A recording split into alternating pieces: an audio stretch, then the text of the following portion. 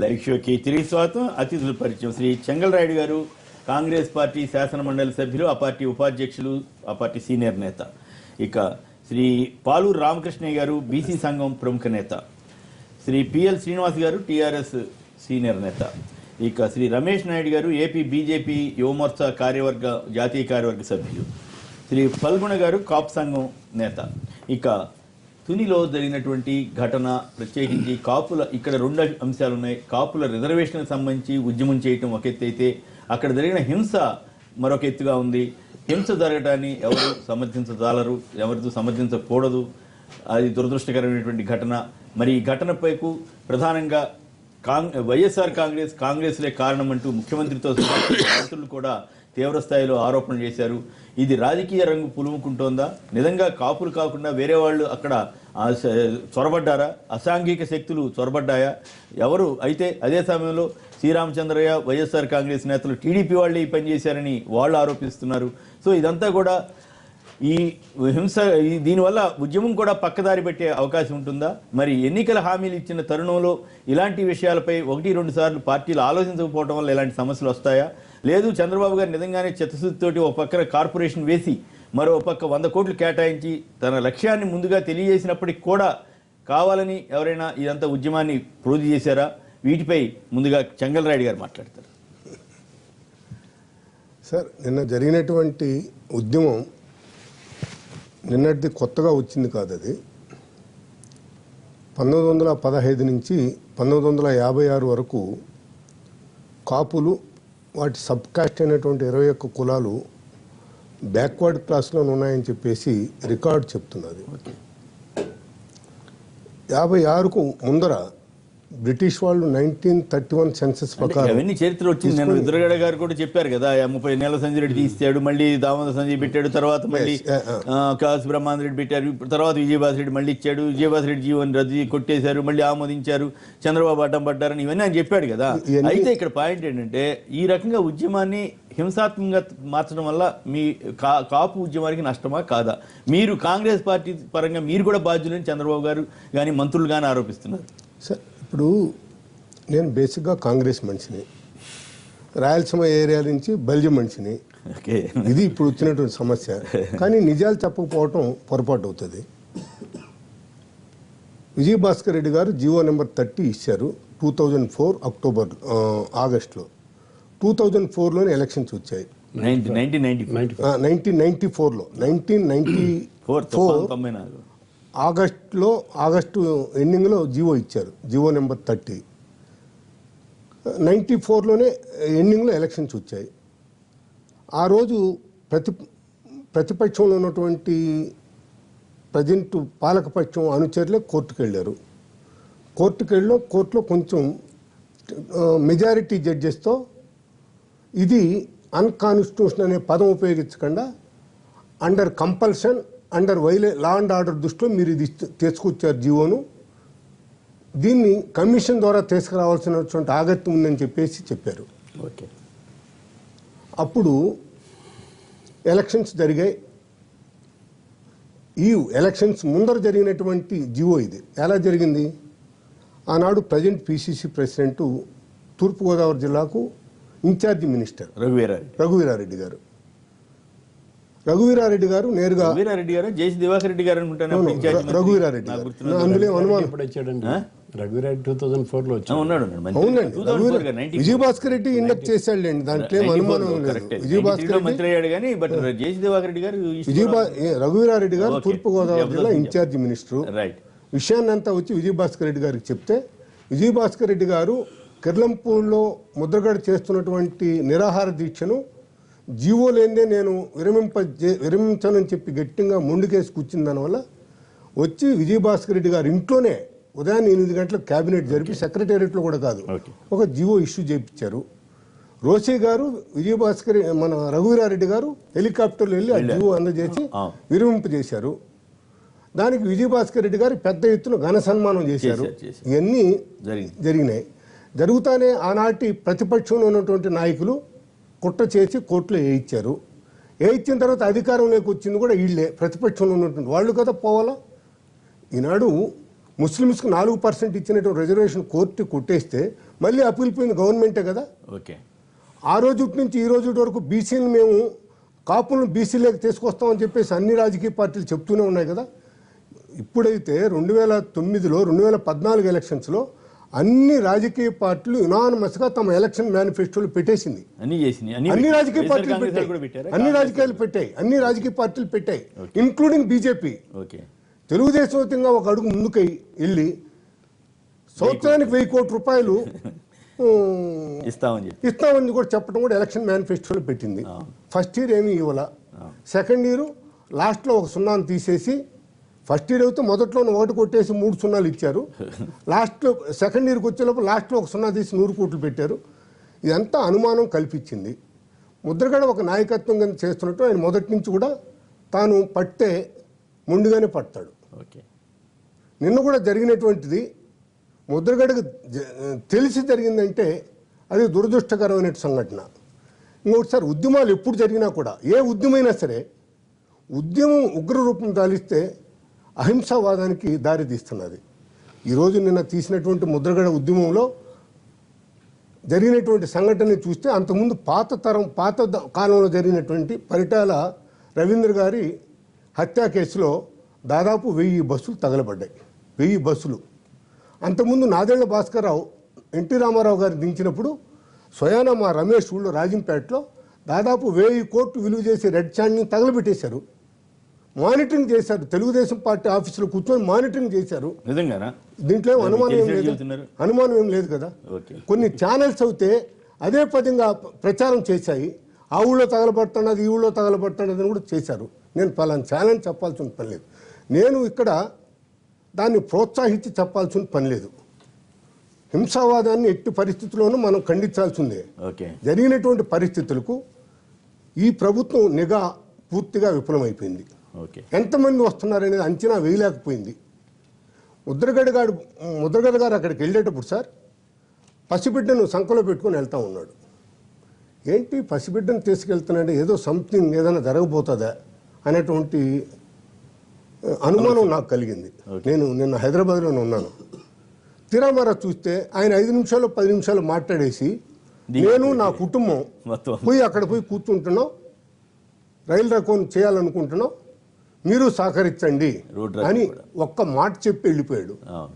పోయి రైలు రకాలు కూర్చున్నారు. రోడ్డు రోకో జరుగుతున్నది.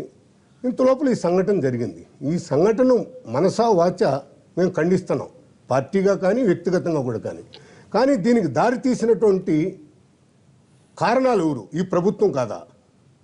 మీరు ఒక చిన్న రెజల్యూషన్ ఒకటి అసెంబ్లీలో పెట్టి పాస్ చేయలేకపోయినారా? నిన్న చెప్తాడండి, నిన్న ముఖ్యమంత్రి గారి ఇంటర్వ్యూలో మీ ఛానల్లో చూశాను నేను. ఎంత పవిత్రంగా మాట్లాడుతున్నాడండి.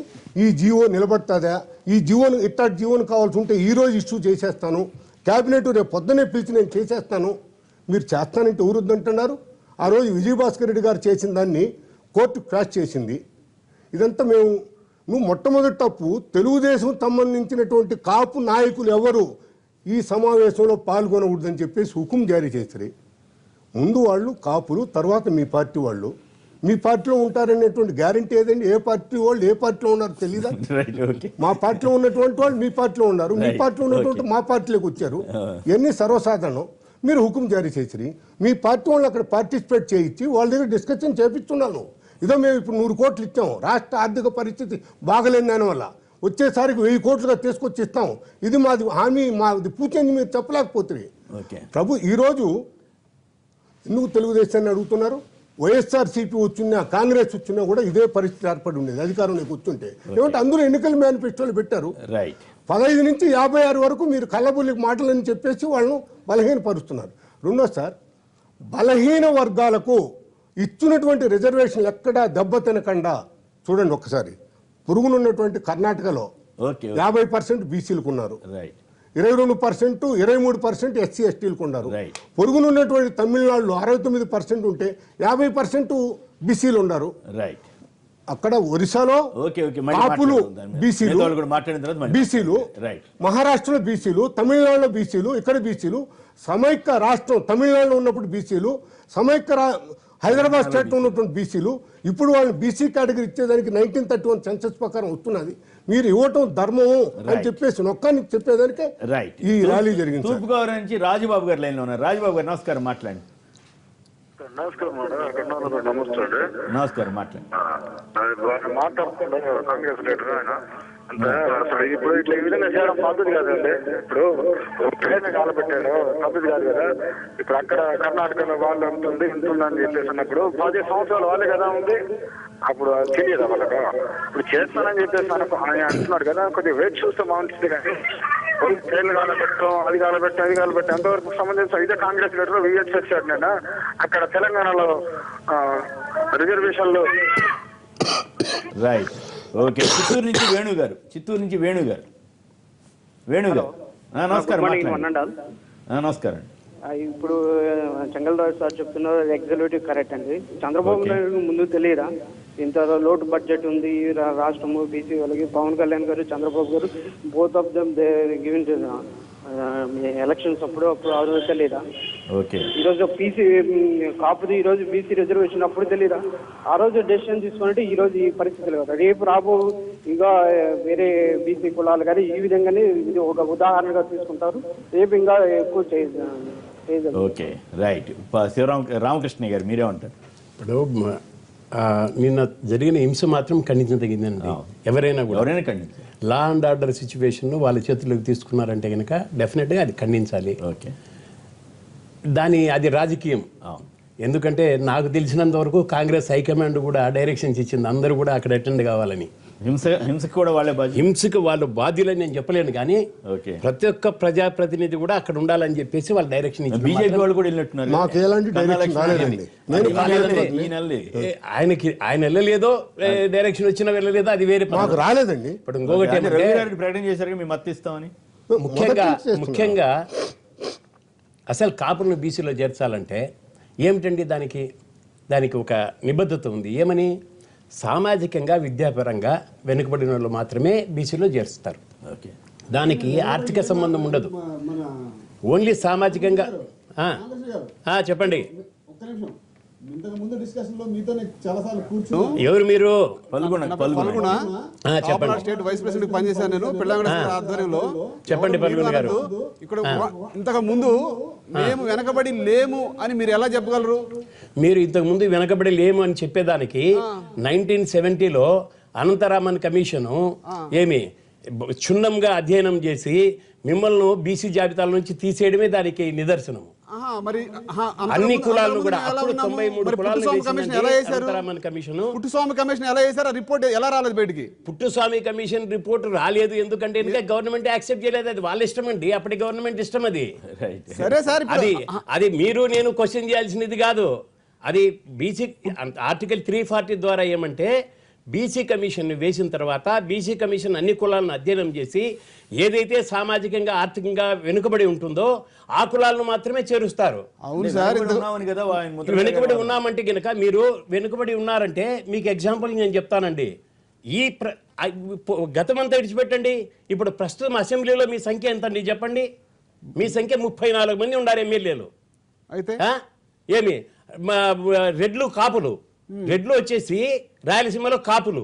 ఏమండి, బలిజల కాపులు కాదు, రెడ్లు కాపులు. యాక్చువల్ గా మీరు బలిజలను ఎందుకు తీసుకున్నారంటే వాళ్ళను ముంచాలని చెప్పేసి మీరు వాళ్ళను కూడా కలుపుకున్నారు.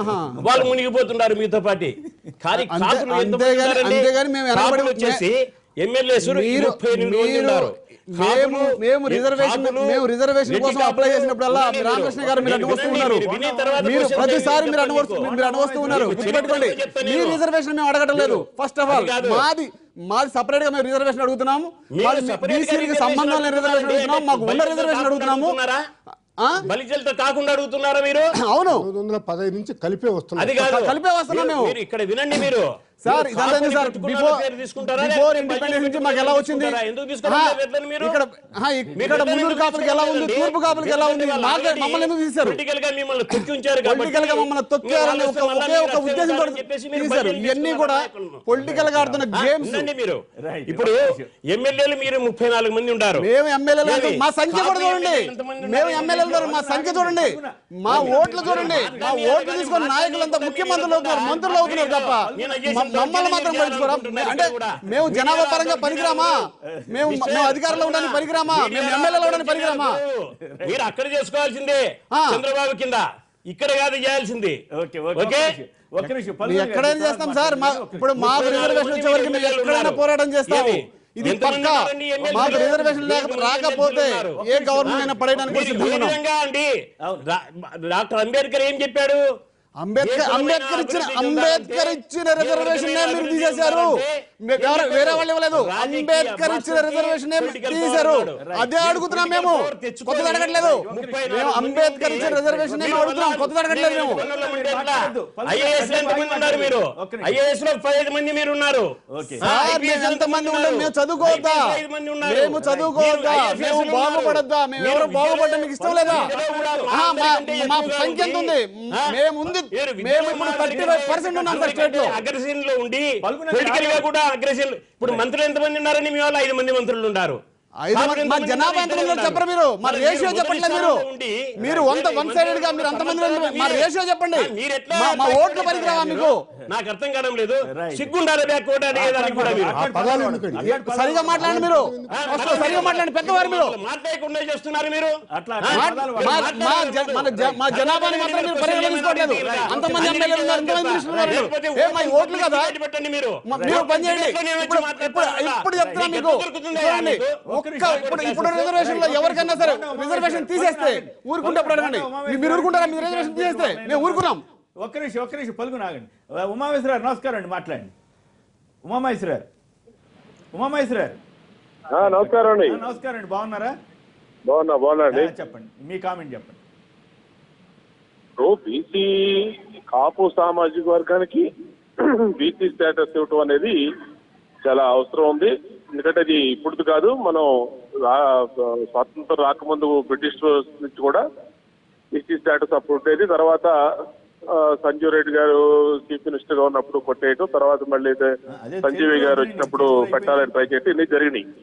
ఇవాళ ప్రభుత్వం తెలుగుదేశం పార్టీ ఎన్నికల్లో మేనిఫెస్టోలో స్పష్టంగా మేము చెప్పడం జరిగింది. అలాగే దానికి కట్టుబడి ఇవాళ బీసీ కమిషన్ కూడా వేయటం జరిగింది. కానీ నిన్న జరిగినటువంటి దురదృష్టకరణం మేము మొదటి నుంచి నేను చెప్తానున్నా, తెలుగుదేశం ప్రభుత్వం మీద కుట్ర జరుగుతూ ఉంది. ఇవాళ బీసీ కమిషన్ ఏర్పాటు చేస్తూ కాపు కార్పొరేషన్ ఏర్పాటు చేసి ఇవాళ 60 సంవత్సరాల చరిత్రలో ఏ ప్రభుత్వం ఇవ్వనటువంటి నిధులు కాపులకి ఇవ్వటం కానీ, అలాగే ఈ బీసీ కార్పొరేషన్ ఏర్పాటు చేసి బీసీల్లో చేర్చే విధంగా తెలుగుదేశం ప్రభుత్వం కృషి చేస్తూ ఉంటే కొన్ని రాజకీయ పార్టీలు తమ స్వార్థంతో కుట్రతో నిన్న జరిగినటువంటి సంఘటనలు చూసాం. ఇవాళ ఎప్పుడూ కూడా ఎన్నో ఉద్యమాలు, కాపు ఉద్యమాలు జరిగినాయి, కానీ ఈ హింసాత్మకంగా ఎప్పుడు జరగల. నిన్న జరిగిన దాంట్లో మాత్రం ఖచ్చితంగా ప్రతిపక్ష పార్టీ అలాగే మిగిలిన పార్టీలు కుట్రపూరిత వాతావరణంలో కాపుల్ని బీసీల్లో చేర్చకూడదు, ఈ ప్రభుత్వానికి వ్యతిరేకంగా రావాలి, ప్రభుత్వానికి కాపులకు ఉన్న సంబంధాలు తెగిపోవాలి అనే విధంగా నిన్న చేసినటువంటి సంఘటన మనం పరిగణించాల్సిన అవసరం ఉంటుంది. ఏది ఏమైనా కాపు సామాజిక వర్గం మొత్తం సంయమనంతో ఉండాల్సిన అవసరం ఉంది. ఎక్కడా కూడా రెచ్చిపోకుండా ఖచ్చితంగా మనం ఈ బీసీ స్టేటస్ అంటే రామకృష్ణ గారు ఒక మాట చెబుతున్నారు, ఉమామేశ్వర రామకృష్ణ గారు ఒక వాదన తీసుకొస్తున్నారు, దాంతో మీరు ఏకీపిస్తారా? ఎట్లా మీరు సామాజికంగా వెనకబడలేదని ఆయన అంటున్నారు. సామాజికంగా ఏ విధంగా వెనుకబడ్డారండి? సామాజికంగా వెనుకబడిన వాళ్ళంటే ఏమని? కాదండి, ఒక నిమిషం. రామకృష్ణయ్య గారు లేదంటే ఇంకొకళ్ళు చెప్పారని ఇక్కడ కాదండి. రేపు కమిషన్ ఏర్పాటు, రేపు కమిషన్ వేసినా కూడా మీరు అక్కడ జాట్లను తీసేశారు చూడండి. జాట్లను ఇదే విధంగా బలవంతంగా వాళ్ళు కూడా లా అండ్ ఆర్డర్ క్రియేట్ చేశారని చెప్పేసి ఈ విధంగా చేశారని వాళ్ళకు కూడా జీవో ఇచ్చేసి ఆఖరికి ఏమి కేంద్ర ప్రభుత్వం దగ్గర ముక్కు గోపించుకున్నారు జాట్లు. అదే విధంగా జరుగుతుంది ఇది కూడా. నిన్న మీ ముఖ్యమంత్రి గారు ఏం చెప్పారండి? ముఖ్యమంత్రి గారు ఏం చెప్పారు? నిన్న జీవో చదివారు, విజయభాస్కర్ రెడ్డి గారు ఇచ్చిన జీవో. ఆ జీవోలో బీసీలో చేర్చమని లేదు. నేను చెప్తున్నాను, ఆయనే ఒక్క చెప్పాడు నిమిషం. కదా నిన్న రాత్రి అరే, ఆగండి మీరు. బీసీలో చేర్చమని లేదు, ఈ జీవోలో నేను ఎట్లా చేర్చాలి, ఈ జీవోలు నిమిషం కావాలంటే ఆగండి. నేను నిధులమే ఇస్తానన్నాడు.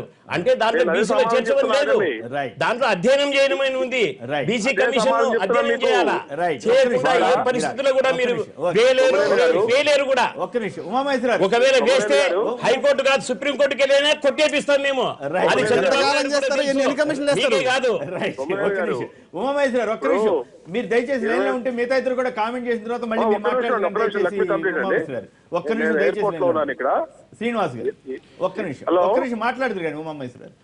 నిన్న కాపులు చేసినటువంటి విషయాలు అందరికీ కూడా తెలుసు. నిజంగా దాన్ని ఖండిస్తూ ఉన్నాం. ఇంకోటి ఏంటంటే దురదృష్టకరం అది ఆ విధంగా జరిగింది. కానీ ఈరోజు ఎంతో అనుభవం ఉన్నటువంటి ముఖ్యమంత్రిగా చెప్పుకునేటువంటి చంద్రబాబు నాయుడు గారు మీరు అజెండాలో పెట్టినప్పుడు ఎలక్షన్ ముందు అందరం విన్నాం, నేను అధికారంలో రాగానే కాపులకు నేను బీసీలో చేరుస్తామని చెప్పేసి 1000 కోట్లు ఇస్తామని చెప్పేసి చెప్పడం జరిగింది. ఈరోజు మళ్ళా అంతా కూడా ఈరోజు విజయభాస్కర్ రెడ్డి గారి జీవో కానివ్వండి లేదా 1905 ఆ విషయాన్ని కూడా నేను మాట్లాడదలుచుకోలేదు. నీకు ఇంత ఎక్స్పీరియన్స్ ఉన్నటువంటి వ్యక్తివి తూర్పుగోదావరిలో ఇంతవరకు తునిలో ఇలాంటి నేను ఎప్పుడు సంఘటన చూడలేదు 40 సంవత్సరాల నుంచి అంటున్నావే. ఈరోజు ఆ సంఘటన రావడానికి కారణం ఎవరు? మీరే. మీరు ఇటు బీసీలను వేరే కులాల వాళ్ళని రెచ్చగొట్టి ఇటు కాపులను రెచ్చగొట్టి నేను అధికారంలో ఏ విధంగా రావాలనే ఉద్దేశంతో నువ్వు ఆ రోజు రిజర్వేషన్ పెట్టావే. ఆ రిజర్వేషన్ అప్పుడు మీకు 30 గురించి కానివ్వండి, ఇప్పుడు చెప్పేదండి జీవో 30 గురించి కానివ్వండి, లేకపోతే రిజర్వేషన్ 50 దాటితే ఈ విధంగా హైకోర్టు సుప్రీంకోర్టు అంటున్నావే, ఆ జ్ఞానం మీకు లేదా? ఈరోజు మీరు వాళ్ళు ధర్నా పెట్టుకున్నారు, తునిలో ఈ విధంగా జరిగిందంటే వేరే పార్టీ వాళ్ళని బ్లేమ్ చేయడం ఇది అన్యాయం. చంద్రబాబు నాయుడు గురించి మాకు తెలుసు, మీకు తెలుసు ఏ విధంగా కొట్లాటలు పెడతారో. బావబామర్దులకి కొట్లాట పెట్టే వ్యక్తి అతను. రాజకీయ దీని గురించి అధికారం గురించి చంద్రబాబు నాయుడు గారు ఈరోజు ప్రజలను రెచ్చగొట్టడం అన్యాయం. ఈరోజు ఇంత అభివృద్ధి జరుగుతుంది అంటున్నావే, ఈరోజు భారతదేశం ఇంత ముందుకెళ్తున్నా నీకు ఆ జ్ఞానం కూడా లేదా? నువ్వు ఈ విధంగా మాట్లాడేసి ఈ రోజు మాత్రం మీరు మేము కూడా ఇచ్చాం. కోమినేని గారు నేను చెప్పేది ఏంటంటే కోమినేని గారు ఎవరైనప్పటికీ కూడా ఏ పార్టీ అయినప్పుడు కూడా నేనేమంటానా బైబిల్ గా ఖురాన్ గా భగవద్గీతగా ఇవన్నీ కూడా మేనిఫెస్టోలు పెట్టాలి. నేను అదే చెప్తున్నాను కదా కోమినేని గారు. ఈ రోజు చంద్రబాబు నాయుడు గారు ఆయన అధికారం గురించి కాపులను వాడుకోవాలని చెప్పేసి పవన్ కళ్యాణ్ కానివ్వండి ఇతరులందరినీ వాడుకొని ఈరోజు ఈ హింస జరిగింది కాబట్టి కాపులందరూ కూడా ఈ విధంగా చేశారు. దానికి వేరే పార్టీని రుద్దడము ఈయనకు బాగా అలవాటు. తెలుగుదేశం పార్టీలోనే సపోజ్ నాగం జనార్దన్ రెడ్డి గారు తీసేయాలంటే ఎవరు చేయాలంటే రేవంత్ రెడ్డిని, లేకపోతే అతని గౌడ్ గారిని తీసేయాలంటే ఎవరిని అతను ఇంకో గౌడ్ గారిని, ఈ విధంగా అందరినీ చిచ్చులు పెట్టేటువంటి వ్యక్తి చంద్రబాబు నాయుడు గారు. ఇది అందరూ కూడా తెలుసుకోవాలి. ఇప్పుడు ఆంధ్రప్రదేశ్లో సపరేట్ అయింది, ఆంధ్ర ప్రజలందరూ కూడా నీకు చేదోడుగా వాదోడుగా ఉన్నారు. ఏ విధంగా దీన్ని అభివృద్ధి చేస్తామని చూడకుండా ఇక్కడ మళ్ళీ తెలంగాణలో వచ్చేసి వేరే రాజకీయం చేస్తూ ఉంటారు. అక్కడ మీరేం భయపడకండి, ఏ కేసులకు భయపడకండి. ఈరోజు వీళ్ళకు తెలంగాణ వాళ్ళకి చెప్తాడు, అక్కడనేమో మేము లాండ్ ఆర్డర్ చేతిలో తీసుకున్నట్టారు. ఇదేంటండి? ఇది న్యాయమా? మీరేం చెప్పండి. నేనేం మీకు చాలా సీనియర్ ఎక్స్పీరియన్స్ ఉన్నటువంటి వాళ్ళు, మీరు చెప్పండి. ఇక్కడేమో తెలంగాణ ఏ దీనికైనా మనం ముందుకు వెళ్దాం, ఎవరికి భయపడలేదు. సోనియా గాంధీకే భయపడలేదు, రాజీవ్ గాంధీకే భయపడలేదు. నేను ఎవరికి భయపడతాను? నాకు రాజకీయ అధికారం ఉంటే చాలు, ఎవరినైనా వాడుకుంటానంటే నీకు బుద్ధి చెప్తాను అంతే. ఈ ప్రజాస్వామ్య వ్యవస్థలో మేనిఫెస్టోకి ఒక విలువ ఉంది.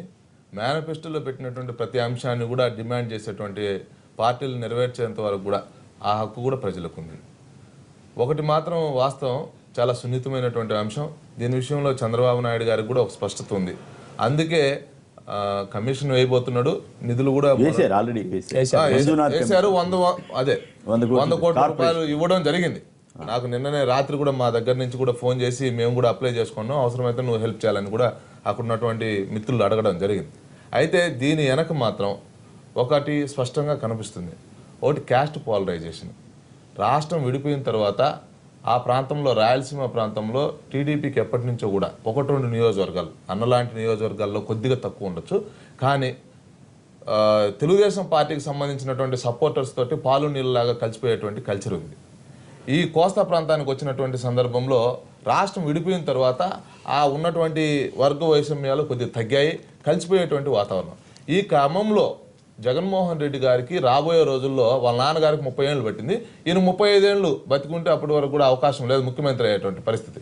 దీన్ని ఏదో విధంగా వాళ్ళు ఆలోచన చేశారు. ఈ యొక్క కాపు ఉద్యమాన్ని తమ యొక్క రాజకీయ ప్రయోజనాలకు అనుగుణంగా మార్చుకోవడం కోసం ముద్దుగడ్డ పద్మనాభం గారిని ఒక పావుగా వాడుకున్నారు. ఆయన కూడా టీడీపీ మీద కోపం ఉంది, ఎందుకంటే పత్తిపాడులో టికెట్ రాకపోవడం ఏదైతే ఉందో ఆయన కాంగ్రెస్ లో ఉన్నాడు. అవును, పిఠాపురం తరఫున పోటీ చేశాడు, ఓడిపోయాడు. ఆ ముందు టికెట్ అడిగాడు మొన్న. 2 ఆయన ఎంపీగా పనిచేశాడు టీడీపీ పార్టీ, అన్ని పార్టీలు చేశాడు, అన్ని పార్టీలు తిరిగి వచ్చాడు. బీజేపీ కేవలం అధికారంలో లేనటువంటి సమయంలో మాత్రమే క్యాస్ట్ ఉద్యమాన్ని తీసుకొస్తారు. తప్పు లేదు, ఉద్యమం చేయడంలో తప్పు లేదు. కొద్ది కరెక్షన్ ఇవ్వాలి. అధికారంలో ఉన్నప్పుడే అంటే ఎమ్మెల్యే కూడా రిజైన్ చేశారు కదా, ఎమ్మెల్యేలు అధికారంలో ఉన్నప్పుడు ఎమ్మెల్యేగా రిజైన్ చేసి కాపుల గురించి పోరాడారు అతను చేశాడు చివరి రోజుల్లో. అది ఓకే. తర్వాత ఆయన తెలుగుదేశం ప్రభుత్వంలో చాలా కాలం సుదీర్ఘంగా ప్రజాప్రతినిధిగా ఉన్నాడు. ఆ సమయంలో ఈయన గుర్తు రాలేదు. మొన్న కూడా తెలుగుదేశం మీద కోపం రావడం. అప్పుడు చంద్రబాబు నాయుడు గారు అణచిపెడతారు, ఇప్పుడు ఎట్లా అణచిపెట్టారు కాపులను రానియకుండా అప్పుడు కూడా అణచిపెడతాడు. చంద్రబాబు నాయుడు ఉన్నది, చంద్రబాబు గారు రాజకీయం ఆ విధంగా ఉంది. కాపులను కూడా తెలుగుదేశం పార్టీ వల్ల అక్కడ కాపుల మీటింగ్ రానివ్వలేదు. ఇది జగన్మోహన్ రెడ్డి గారి యొక్క కాంగ్రెస్ పార్టీకి సంబంధించినటువంటి కొంత ఉంది. వాళ్ళను అన్నా కొద్దిగా, ఎందుకంటే గతంలో జగన్మోహన్ రెడ్డి కుటుంబానికి సంబంధించినటువంటి వాళ్ళ యొక్క చరిత్ర ఒకసారి చూస్తే అధికారం కోసం మతకలహాలు సృష్టించినటువంటి చరిత్ర. వాళ్ళకి ఇప్పుడు ఆ ప్రాంతంలో కులాలను చిచ్చుగా లేపాలి, లేకపోతే రాజకీయ అధికారం వచ్చే ప్రసక్తే లేదు.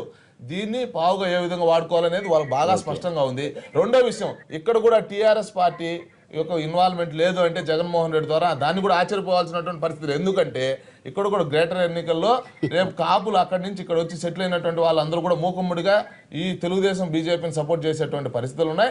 కాబట్టి తప్పనిసరిగా దెబ్బ కొట్టాలంటే ఇది కూడా తప్పనిసరైనటువంటి వ్యూహంలో భాగంగా ఉంది. కాబట్టి తెలంగాణ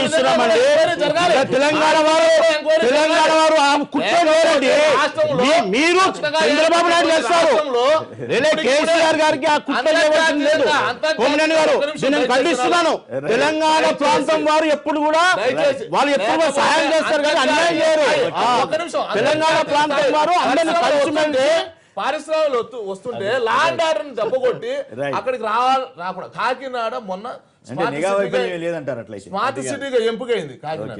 ఇలాంటి ఇంకోటి ఆ 2 జిల్లాల్లో మీ 100 కోట్లతో స్మార్ట్ సిటీ ఒకేసారి తెచ్చి పెడితే అరిగించుకుంటామా? అది కూడా కోమినేని గారు కాకినాడకే కానివ్వండి, వైజాగ్కే కానివ్వండి, ఏ విధంగా కుట్రపడి చంద్రబాబు నాయుడు వెంకయ్య తెలంగాణకేదండి అడిగి పోరాడేటువంటి హక్కును సాధించుకునేటువంటి స్థాయి ఉంది, ఆ దమ్ముంది వాళ్ళకి. కానీ ఇలాగా దుర్మార్గమైనటువంటి పరిస్థితులు దిగజారే స్థితిలో లేరు. ఆ 2 జిల్లాలను ఎక్స్పెషల్ గా ఆలోచిస్తే వాళ్ళ యొక్క ప్రజల యొక్క మనస్తత్వం వేరు. వాళ్ళు శాంతి కాముకులు, ప్రశ్నిస్తారు, దమ్ముంది వాళ్ళకి, ధైర్యం ఉంది. కానీ దుర్మార్గంగా వ్యవహరించరు. దాని వెనకల వైఎస్ఆర్సీపీకి సంబంధించికి వ్యక్తుల యొక్క ఇన్వాల్వ్మెంట్ 100% ఉంది. బాగా తెలుసు, చెంగల్ నాయుడు అన్న గారికి బాగా తెలుసు. వైఎస్ఆర్సీపీకి సంబంధించినటువంటి వ్యక్తులు వాళ్ళ యొక్క మనస్తత్వం తెలుసు. ఉమామేశ్వర మీరు లైన్ లో ఉన్నారా? ఉమామేశ్వర మీరు సమాధానం చెప్పండి. ఇందాక మీరు మాట్లాడారు, మన శ్రీనివాస్ గారు వాళ్ళు మాట్లాడారు, అట్లా శివరామకృష్ణ గారు కూడా మాట్లాడారు. నేనేం చెప్తున్నానంటే అండి, యూపీఏ ప్రభుత్వం ఉన్నప్పుడు జాట్లకు ఇచ్చినటువంటి రిజర్వేషన్ల మీద 24/3/2014లో సుప్రీంకోర్టు ఆ రిజర్వేషన్ చెల్లదని చెప్పి కొట్టేస్తూ స్పష్టమైనటువంటి గైడ్ లైన్స్ ఇచ్చింది. ఇవాళ 50% మించి రిజర్వేషన్లు కల్పించాలంటే ఒక బీసీ కమిషన్ ద్వారా సహేతుకమైనటువంటి సర్వే చేసి ఆ సర్వేలోని కొన్ని ఇంపార్టెంట్ అంటే వాళ్ళ విద్యా పరంగా ఎలా ఉన్నారు అన్ని రకాలుగా 6 పాయింట్లు ఇచ్చి 6 పాయింట్ల ద్వారా కమిషన్ ఇచ్చిన నివేదిక మీద చట్టం చేయమని చెప్పింది. అది కూడా ఇప్పుడు తమిళనాడులో 69%, మహారాష్ట్రలో 73%, 73% ఉన్నాయి. ఉమామేశ్వర గారు మీకు ఎలక్షన్ ముందు ఆ కండిషన్ పెట్టి రాసింటే ఇంకా అసలు గొడవ లేదు కదా, ఇబ్బంది లేకుండా 50% లోపలనే ఉండాలండి రిజర్వేషన్స్. 50% పైన ఉండాలంటే అది 9th షెడ్యూల్ లో పెట్టారు. ఇక్కడ తమిళనాడులో, అదే కర్ణాటకలో కూడా మొన్న స్థానిక సంస్థల ఎన్నికలు జరిగాయి. మనకంటే ముందర ఎంత పర్సెంటేజ్ అండి? 50% దించారు. మీకు తెలుసుకున్నా తెలియదో? Okay, right. మీకు తెలియకుండా మాట్లాడండి రాజకీయ నాయకులందరూ. చంద్రబాబు గారే ఇవన్నీ పెడతాడని పిఎల్ శ్రీనివాస్ టీఆర్ఎస్ నేత అంటున్నారు. దానికి సమానం చెప్తే మనం ఇంకో అవన్నీ కూడా రాజకీయ ఆరోపణలు అండి. రాజకీయ ఆరోపణలు పట్టించుకోవాల్సిన అవసరం లేదు. మేము అనేది ఏంటంటే ఇవాళ మహారాష్ట్రలో ఉన్న 73% రిజర్వేషన్ కానీ మహారాష్ట్రలో 73 లేదండి. మహారాష్ట్రలో 73 ఉంది. ఉన్నటువంటి రిజర్వేషన్లు కానీ ఎక్కడ ఉన్నాయి 73 మహారాష్ట్రలో? మీరు చూడండి ఎక్కడ ఉన్నాయో తెలుస్తుంది మీకు. ఎక్కడ లేవు 73% రిజర్వేషన్స్. 69 ఇవాళ కాపు సామాజిక వర్గానికి రిజర్వేషన్ ఇవ్వడానికి కట్టుబడి ఉంది. ఖచ్చితంగా నిన్న జరిగినటువంటి అల్లర్లు ఏవైతే ఉన్నాయో రాజకీయ కుట్రతో వైఎస్ఆర్ కాంగ్రెస్ పార్టీ అలాగే మిగిలినటువంటి పార్టీలు చేసినటువంటిది. ఉమామహేశ్వర్ గారు ఈ రోజు ముద్రగడ్డ పద్మనాభం గారు ఎప్పుడైతే నేను ఈ ఉద్యమం చేస్తున్నాను అన్నప్పుడే మీరు 100 కోట్లు రిలీజ్ చేయడం జరిగింది, ఈ కమిషన్ వేయడం జరిగింది. గత 18 నెలల నుంచి చంద్రబాబు నాయుడు గారు నిద్రపోయారా అని అడుగుతున్నాను అంతే. అది కూడా పొరపాటు అండి. ఎందుకంటే ఇప్పటి నుంచో కమిషన్ కోసం సరైన వ్యక్తి కోసం అనేక రకాలుగా చూడడం జరిగింది. కర్ణాటకలో దొరికాడా? మంజునాథ్ గారు కర్ణాటక. అదే కాదు, రాజకీయంగా కాదండి. చంద్రబాబు నాయుడికి మనసా వాచా కర్మన తెలుసు ఏమని కాపులకు రిజర్వేషన్ ఇవ్వలేము మేము అని తెలుసు ఆయనకు. తెలిసి ఎందుకు పెట్టాడంటే మీ ఓట్లు దండుకునేదానికి పెట్టాడు ఆయన. అంతేగాని అంటే బీసీలకు 100 వాగ్దానాలు ఇచ్చాడు. 100 వాగ్దానాలు ఒకటైనా నెరవేర్చాడండి? అది కాదండి, వాగ్దానాలు ఇచ్చి నెరవేరకపోతే దయచేసి వినాలి. కాపులకు ఇస్తే మళ్ళా బీసీలంతా ఇదైతారని చెప్పేసి చెప్తున్నాడు, రెచ్చగొడుతున్నాడు. అది కాదు, నేను ఒక్క విషయం చెప్తున్నానండి. కాపులకు ఈ దేశంలో ఏ పరిస్థితుల్లో కూడా కాపులకు గాని గుజ్జర్లకు గాని జాట్లకు గాని రిజర్వేషన్స్ రావు. రాజ్యాంగ పరిధిలోనే మనకు రిజర్వేషన్స్ రావాలి. చంద్రబాబు నాయుడు గారు చెప్పాలి. చంద్రబాబు నాయుడు చెప్పమనండి ఎట్లొస్తుందో. ఆయన నిన్న ఏడ్చాడు కదా రాదని. కాపు సామాజిక వర్గానికి ఆయన నిన్న చెప్పాడు కదండి టీవీ ఛానల్లో. ఏమని? అయ్యా ఇవ్వలేము, వాళ్ళు కోర్టుకు పోయి కొట్టేస్తారేమో, కొట్టేయకుండా చేయాలంటే నేను ఆలోచన చేయాలి అని చెప్పాడా లేదా? రైట్. ఒక్క నిమిషం. ఇప్పుడు చిన్న విరామం తర్వాత ఫల్గుణ్ గారు కూడా మాట్లాడతారు. మళ్ళీ చెంగల్ రెడ్డి గారు కూడా వాళ్ళ సంభాషణ కొనసాగిస్తారు.